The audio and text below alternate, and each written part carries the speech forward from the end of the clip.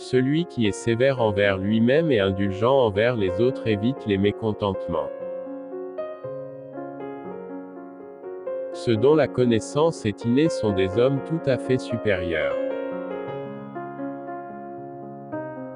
Puis viennent ceux qui acquièrent cette connaissance par l'étude. Enfin, ceux qui même dans la détresse, n'étudient pas, c'est le peuple. Une injustice n'est rien si on parvient à l'oublier.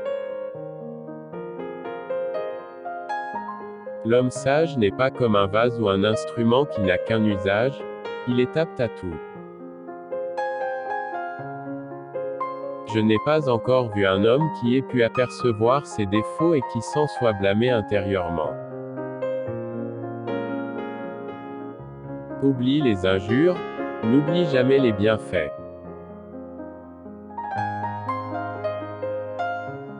Il est plus difficile de se défendre de l'amertume dans la pauvreté que de l'orgueil dans l'opulence.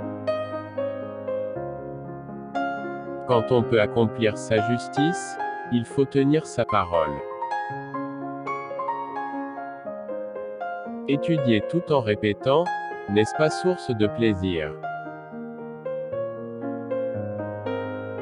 Le père cache les fautes de son fils, cache les fautes de son père. Qui ne connaît la valeur des mots ne saurait connaître les hommes. Il n'y a que les pères et les mères qui s'affligent véritablement de la maladie de leurs enfants. Appliquez-vous à garder en toute chose le juste milieu. Est vraiment sage celui qui, sans présumer d'avance qu'on cherche à méfier de lui, est capable de déjouer au moment voulu les ruses. L'homme honorable commence par appliquer ce qu'il veut enseigner. Ensuite il enseigne.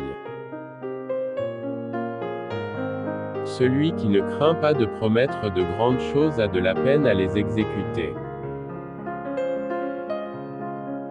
Je ne veux ni ne rejette rien absolument, mais je circonstance. Celui qui plante la vertu ne doit pas oublier de l'arroser souvent.